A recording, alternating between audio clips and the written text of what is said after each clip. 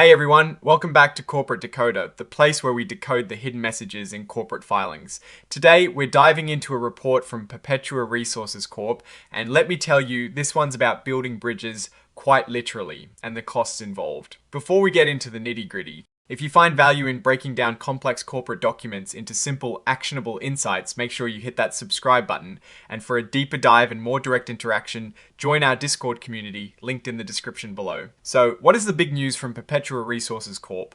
Well, it looks like they've signed a pretty significant deal to get their Stibnite Gold project moving forward. They're bringing in a company called Hatch Limited to handle a hefty chunk of the engineering, procurement, and construction management. This agreement, signed on the 18th of December 2025, is essentially them saying to Hatch, we need you to design, plan, and oversee the building of key parts of our project. Now, the project is the Stibnite Gold project.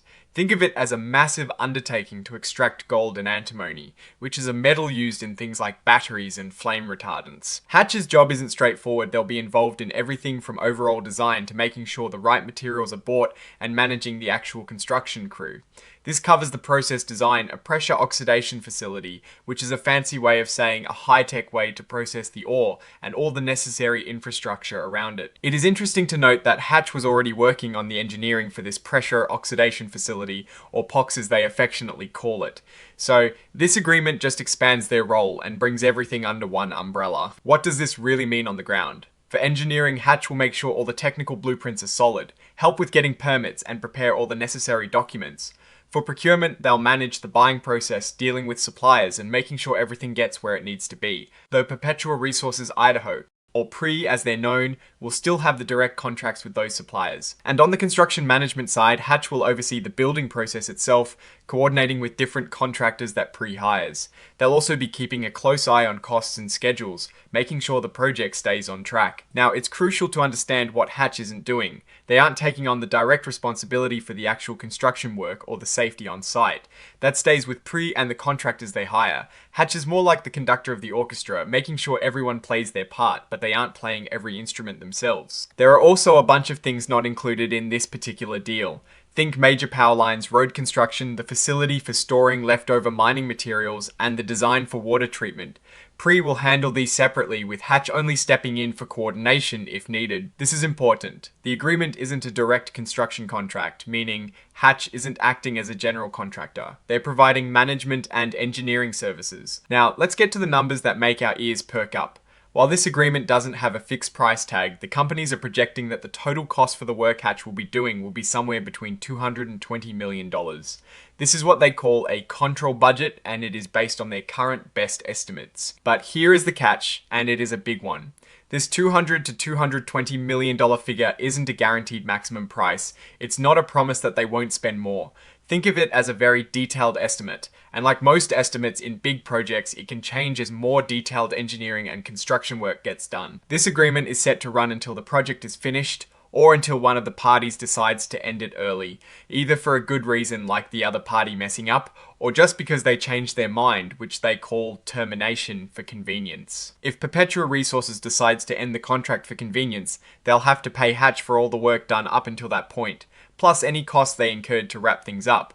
This is pretty standard to ensure the service provider isn't left hanging without getting paid for their efforts. On the flip side, if there is a termination for cause, meaning one party didn't hold up their end of the bargain, the other party could seek damages.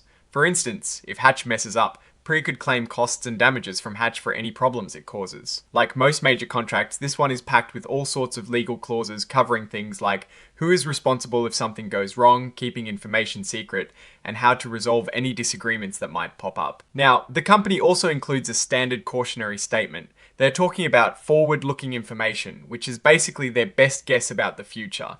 This includes things like the final scope of work and that projected budget. They're warning that actual results could be very different due to various risks and uncertainties, and they aren't promising to update these forecasts if things change. This is standard practice to protect themselves from future lawsuits. And for those who want to see the nitty-gritty details, the full agreement, with some parts blacked out for confidentiality, is filed as Exhibit 10.1, signed off by Mark Murchison, the Chief Financial Officer, on the 22nd of December 2025.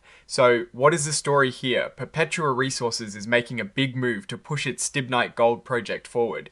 They're investing a substantial amount, projected between $200 to $220 million, to get Hatch Limited on board to manage key development stages. This is a positive step towards realizing the project's potential, but investors should keep a close eye on that budget. The lack of a guaranteed maximum price means there is flexibility, but also the risk of cost overruns. The fact that they are using a cost plus model with an incentive pool suggests they want Hatch to be motivated to perform efficiently, but cost control will be paramount. The company's direction seems focused on aggressive project development. The strengths lie in securing a reputable partner like Hatch and defining the scope for critical project components. However, the key weakness or risk lies in the potential for budget escalation, as is common in large-scale mining projects. The exclusion of certain significant scopes like OFF. Site power and tailings management also means PRE has other major financial and execution hurdles to clear independently. In conclusion, this filing signals significant progress and commitment to the Stibnite Gold project. While the partnership with Hatch is a strong indicator of intent, the financial projections need careful monitoring. It is a calculated risk, and for Perpetua Resources, successful execution will be key to unlocking the project's value. Alright, that is our breakdown of Perpetua Resources, CORP's latest filing. What is your take on this major project agreement and the potential costs involved? Do you think this is a smart move for the company? Drop your thoughts in the comments below if you found this analysis valuable. Hitting that like button really helps us out, and be sure to subscribe for more deep dives into corporate filings. And don't forget to join our Discord community, linked in the description, for more discussions and insights. Thanks for watching, and we'll see you next time on Corporate Decoder.